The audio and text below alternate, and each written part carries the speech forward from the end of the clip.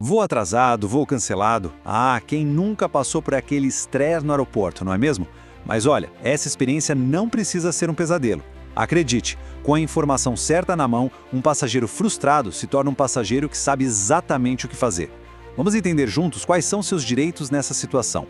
Imagina só essa cena que é super real e acontece muito. Uma sexta-noite, uma família inteira, 3 crianças, todo mundo animado para as férias e, de repente, o painel muda. Voo atrasado, sem previsão. E o pior? Passam-se 4 horas e nada, nenhuma ajuda da companhia.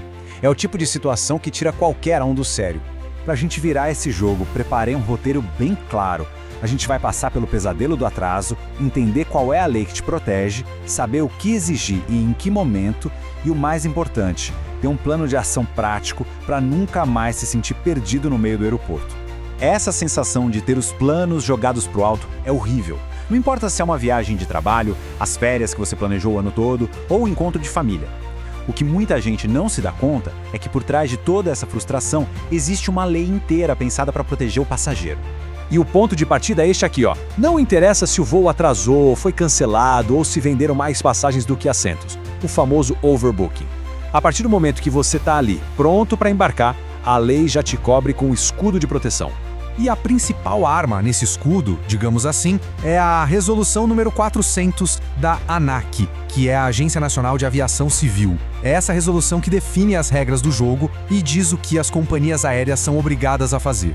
E um conceito que você precisa guardar é esse: assistência material. Gente, isso é muito importante. Não é um favor, não é um agrado, muito menos uma indenização. É uma obrigação imediata da companhia. Eles têm que cuidar das suas necessidades básicas, te dar meios de comunicação, alimentação e, se for o caso, um lugar para dormir.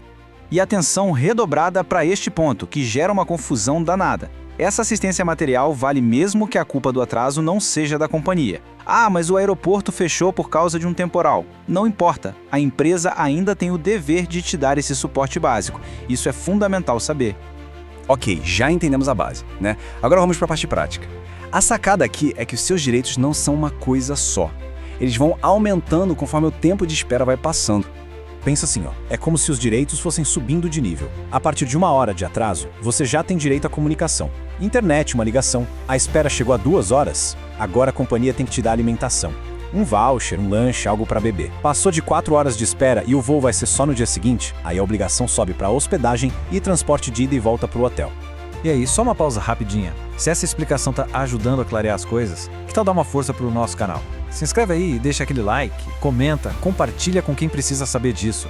Assim, a gente consegue levar essa informação tão importante para muito mais gente.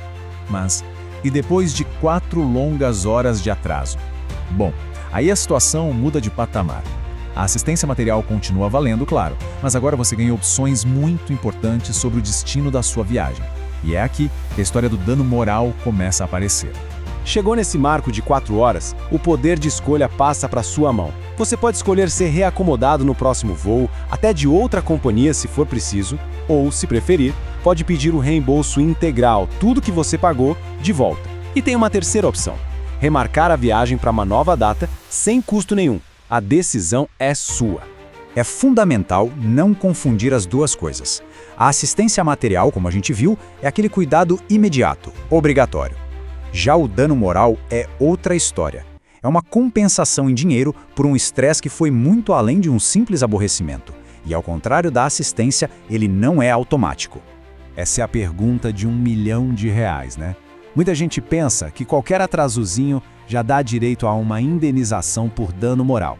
Mas, na prática, a justiça não vê as coisas de um jeito tão simples assim. A resposta vem lá do Superior Tribunal de Justiça.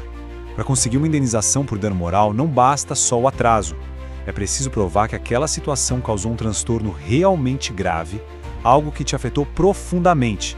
Por exemplo, perder o casamento de um parente, uma entrevista de emprego única ou uma reunião de negócios que não podia ser adiada. Aí sim, a conversa é outra. Beleza, o direito está claro. Mas e na hora do vamos ver? E se a companhia aérea simplesmente ignora tudo isso e não te ajuda? É para isso que você precisa ter um plano de ação. Saber o que fazer no calor do momento faz toda a diferença. O plano é simples e direto. Primeiro passo: vá ao balcão e peça assistência formalmente. pode até citar a Resolução 400. Segundo, documente absolutamente tudo. Tire foto do painel de voos, anote o nome de quem te atendeu. Terceiro, se negarem a ajuda, peça para falar com o supervisor e, se possível, grave a recusa.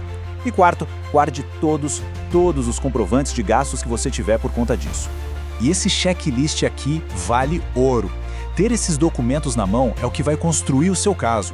Desde o e-mail da passagem, os cartões de embarque, as fotos do painel, até a notinha fiscal do lanche que você teve que comprar. Cada papel, cada print é uma prova a seu favor. Com todas essas provas reunidas, o próximo passo é oficializar a reclamação. Existem plataformas ótimas para isso, como o consumidor.gov.br, que é um site do governo. É uma forma eficiente de registrar o problema e tentar resolver diretamente com a empresa, antes de qualquer outra coisa. E com isso, a gente chega na mensagem principal de toda essa nossa conversa. Não adianta só saber que você tem o direito. Você precisa ter como provar o que aconteceu. É essa combinação de conhecimento com documento que te dá o poder de verdade. Se tiver uma frase para você não esquecer de jeito nenhum, é esta aqui. Aquela ajuda que a companhia tem que te dar não é gentileza, não é um mimo, é lei, é o seu direito, ponto final. Então, o ciclo se fecha. Saber o que a lei diz é o primeiro passo, é fundamental. Mas a atitude de documentar tudo o que acontece é o que transforma esse conhecimento em um resultado de verdade. Seja um reembolso, um voo novo ou, quem sabe, uma compensação. E agora fica a pergunta, né? Com tudo isso em mente, a próxima viagem tem tudo para ser diferente. A questão é, você se sente mais preparado para transformar o caos em uma afirmação dos seus direitos? Pessoal, muito obrigado por terem acompanhado essa análise até aqui. E fica o convite, explorem o nosso canal. Tem muitos outros conteúdos sobre direitos, assuntos jurídicos que podem tirar várias outras dúvidas que vocês tenham. Um abraço e até a próxima.